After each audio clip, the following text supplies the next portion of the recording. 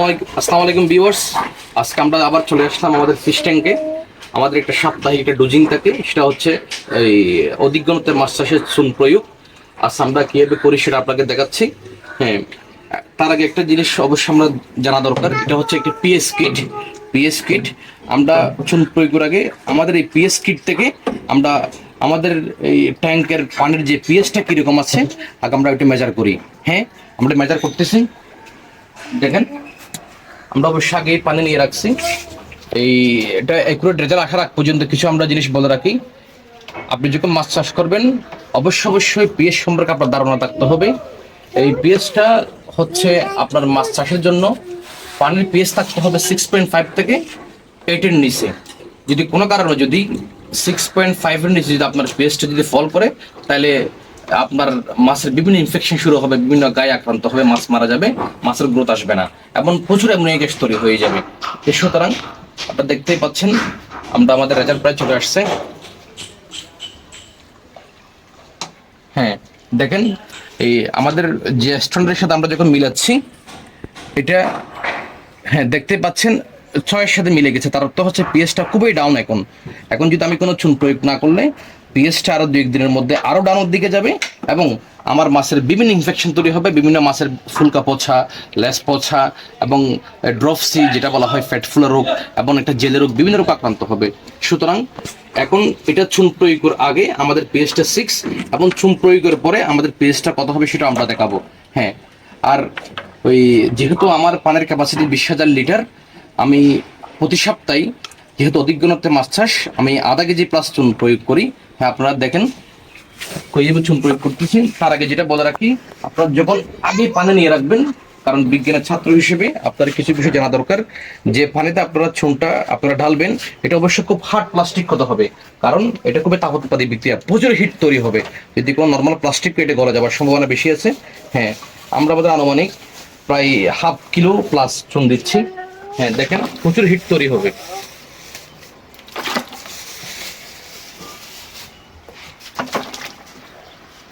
প্রায় আমরা 1 কেজি থেকে 1/2 কিলো প্লাস চুন দিয়ে দিচ্ছি।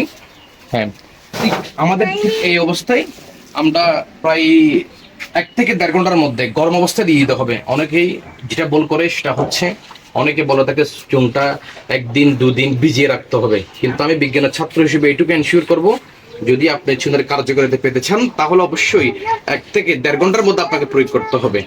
এবং 1 থেকে 1.5 ঘন্টার মধ্যে যখন আপনি গরম অবস্থায় প্রয়োগ করবেন অবশ্যই যেগুলো ক্ষতিকর ব্যাকটেরিয়া, যেগুলো মাইক্রো অর্গানিজম, যেগুলো মাছের জন্য খুবই ঝুঁকিপূর্ণ, সবগুলো মারা যাবে। হ্যাঁ, এই তাহলে আপনারা আমাদের সাথেই থাকুন।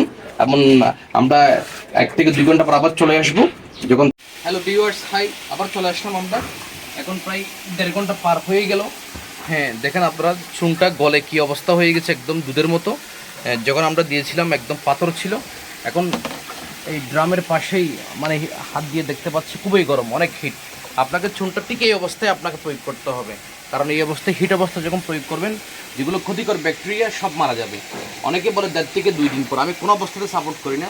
যদি চুনের কার্যকারিতা যে উদ্দেশ্যে আপনি পুকুরে প্রয়োগ করবেন যদি এটা আশা করতে চান, তাহলে অবশ্যই এই 1.5 থেকে 2 ঘন্টার মধ্যে ইউজ করতে হবে। দেখেন আমি কীভাবে ইউজ করতেছি। দেখেন এটা আমার অক্সিজেন প্লান্ট। অক্সিজেন প্লান্টটা আমার একটা বিশাল, এই অক্সিজেন প্লান্ট এটা বিশাল একটা ভূমিকা রাখে। হ্যাঁ, দেখেন আমি কীভাবে প্রয়োগ করতেছি।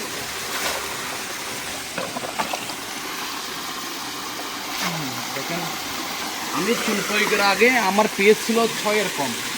আমি চুন প্রয়োগের পরে আবার পিএইচটা কত সেটা আমি দেখাবো। আপনি যখন পিএইচটা ওই 7 থেকে 8-এর মধ্যে রাখতে পারেন, তাহলে আপনার মাছের চাষে একটা বিশাল একটা ভূমিকা, একটা রেজাল্ট আসবে, বিশাল রেজাল্ট আসবে।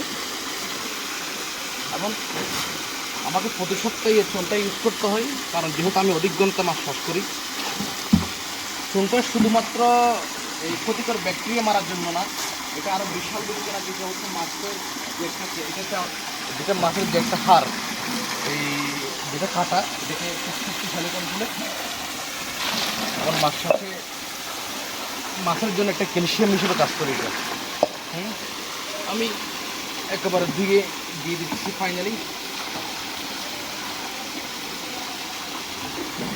আর আবার যেটা আপনাদের সতর্ক থাকা উচিত, যখন চুনটা প্রয়োগ করবেন অবশ্যই যেটা পাথরের চুন, এখন পাথরের চুনটা আপনারা ইউজ করবেন, কোনো পাউডার কিংবা পান কাবার যে জর্দার চুন এটা ইউজ করলে হবে না, এটা ইউজ করলে হবে না।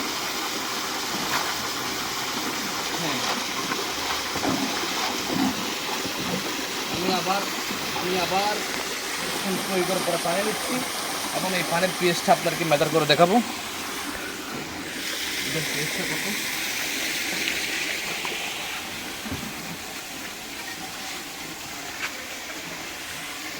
এবং ওই একটা কথা বলে না, তরকারিতে নুন আর মাছ চাষের চুন, তরকারিতে যেমন ওই নুন ব্যতীত আপনি তরকারি রান্না ওই হিসেবে করতে পারবেন না, এবং এই মাছ চাষের ক্ষেত্রেও এই চুন ব্যতীত মাছ চাষ এটা আপনি হিসেবে করতে পারবেন না।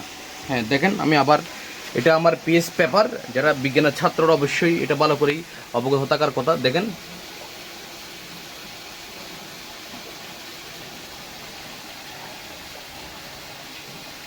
একটু রাখতে হবে প্রায় 1 মিনিটের কাছাকাছি। আমার যেটা বয় ছিল পিএসটা ওই 6-এর কাছাকাছি হওয়াতে আমার ট্যাঙ্কে বিশাল একটা সমস্যা হবার দিকে যাচ্ছে। এখন আমরা চুন প্রয়োগ করে সাপ্তাহিক কালার মধ্যে সেটা নিয়ন্ত্রণ আশা করি। হ্যাঁ দেখতেই পাচ্ছেন আলহামদুলিল্লাহ। হ্যাঁ এখন আমাদের 7-এর কাছাকাছি, প্রায় 7 প্লাস মাত্র প্রয়োগ করছি। তো আপনার এভাবে যখন আপনার এটা একটা এই রোটেশন হচ্ছে, এটা পাম্পিং হচ্ছে, আপনার যখন পানি এই অক্সিজেন পাম্পের কারণে উলট পালট হচ্ছে, দেখবেন যে এটা প্রায় 8-এর কাছাকাছি চলে আসবে। হ্যাঁ আপনারা অবশ্যই এই সাপ্তাহিক ডোজিং হিসেবে চুন প্রয়োগ করবেন। এটা শুধুমাত্র ক্ষতিকর ব্যাকটেরিয়া না, আপনার এই মাছের যে একটা ক্যালসিয়াম হিসেবে সেটা কাজ করে এবং বিশাল একটা ভূমিকা রাখে। হ্যাঁ থ্যাংক ইউ সকলকে। এবং আরেকটা বিষয়, সেটা হচ্ছে আপনার চুন প্রয়োগের পরের দিন আপনাকে লবণ প্রয়োগ করতে হবে।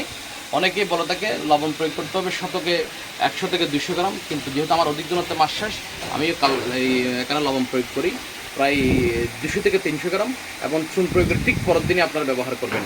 এবং চুন এবং নুন মানে লবণ, এটা খুবই একটা বিশেষ ভূমিকা রাখে মাছ চাষের ক্ষেত্রে। হ্যাঁ থ্যাংক ইউ জি, আসসালামু আলাইকুম।